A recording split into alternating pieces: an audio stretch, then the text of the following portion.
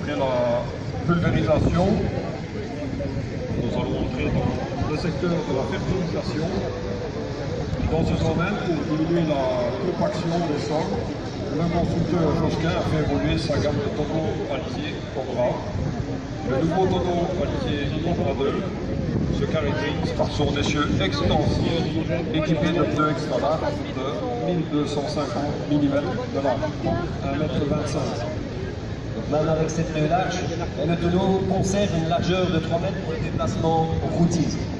Dès qu'il va arriver sur une parcelle, l'essieu va s'ouvrir, comme il est en train de le faire devant vous, pour atteindre une largeur de 5,30 m de large. Le premier avantage de cet élargissement de la voie du Cobra, c'est que le passage des roues de la machine se fait à l'extérieur de celle du tracteur.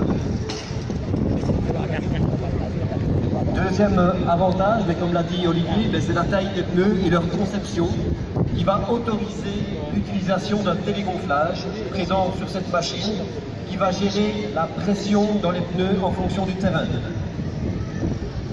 Ces deux points vont permettre la réduction de la compaction du sol, notamment quand les conditions climatiques ne sont pas toujours optimales. C'est souvent le cas lors des épandages de lisier en sortie d'hiver où les conditions sont beaucoup plus humides. Outre son essieu extensif, ce tonneau Josquin Cobra 2 dispose d'une capacité de 16 800 litres et propose un équipement digne d'un automoteur. Alors il est équipé ici, comme vous pouvez le voir à l'arrière, d'un injecteur Solondis XXL de 8,25 m de large. Il dispose également d'un bras pompeur télescopique avec turbogardeur. Comme Gaëtan l'a dit, il a le télégonflage, également un freinage pneumatique proportionnel à la charge, une pompe à l'eau avec un débit de 6 000 litres par minute, un DPA électronique via l'entraînement hydraulique de la pompe, une gestion isobus avec automatisme de remplissage et coupure de section par GPS. Vous voyez, c'est une machine qui est full option et qui tourne depuis 1 an dans une entreprise wallonne de biomécanisation.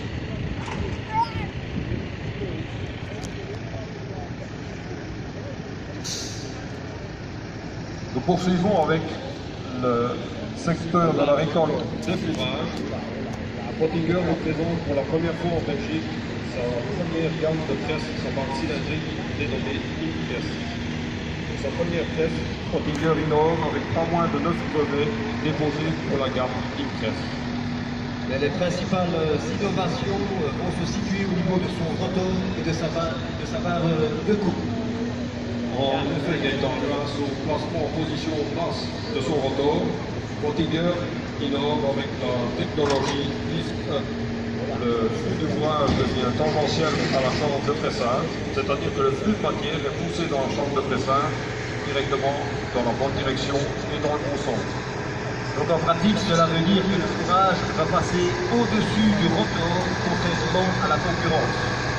Cela va permettre d'assurer le démarrage à la base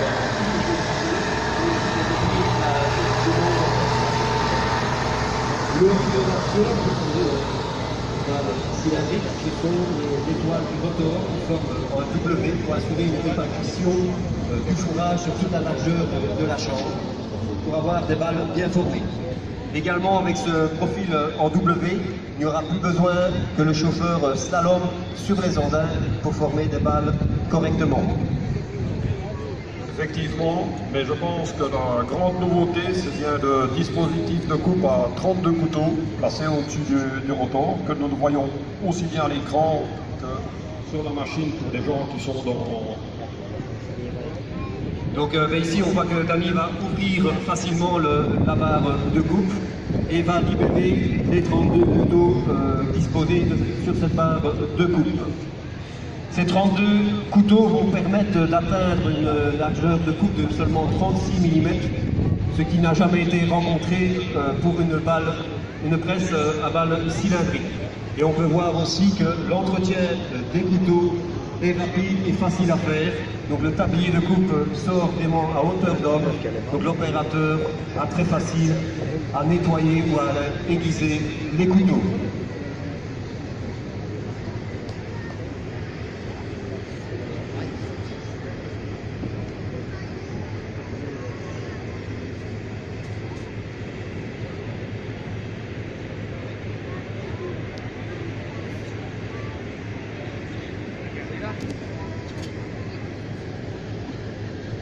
poursuivons avec, toujours dans le secteur de la récolte des fourrages.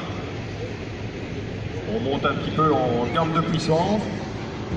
Et la commission a sélectionné cette année-ci 3 ensileuses. Elles ne sont évidemment pas en reste au niveau des innovations. Et la première ensileuse entrée dans le ring est la nouvelle classe Jaguar série 900. Là, ça fait évoluer sa série Jaguar avec pas moins de 9 nouveautés. Les deux principales sont le blocage hydraulique du contre-couteau et l'ajustement automatique du fond du rotor. Alors, je vais expliquer ici ces deux nouvelles technologies, mais pour mieux comprendre, et ce sera beaucoup plus simple pour tout le monde, c'est simplement de regarder la vidéo qui va se passer sur l'écran géant, puisque la nouveauté se situe entre les deux roues de l'ensileuse. Donc ces nouvelles technologies vont permettre de garder une coupe précise et un flux homogène durant toute la durée de vie des couteaux. Et la procédure à suivre est simple.